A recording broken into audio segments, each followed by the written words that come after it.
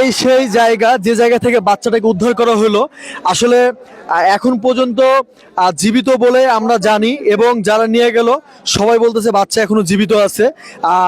নিয়ে গেল তো দেখায়, জায়গাটা দেখায়, আপনাদেরকে দেখানোর চেষ্টা করতেছি। এই সেই জায়গা, দেখেন যে জায়গাতে বাচ্চাকে উদ্ধার করা হয়েছে, জায়গাটা দেখতে পাচ্ছেন। আসলে কি বলবো, আসলে খুব দুঃখজনক ঘটনাটা। তারপরে যে বাচ্চাটাকে জীবিতভাবে উদ্ধার করা হয়েছে, আলহামদুলিল্লাহ আমি খুবই খুশি। দেখেন কি ভয়ানক জায়গা, এই সেই জায়গা যে জায়গা থেকে আসলে খনন করে বাচ্চাটাকে উদ্ধার করতে প্রায় 32 ঘন্টা সময় লাগলো।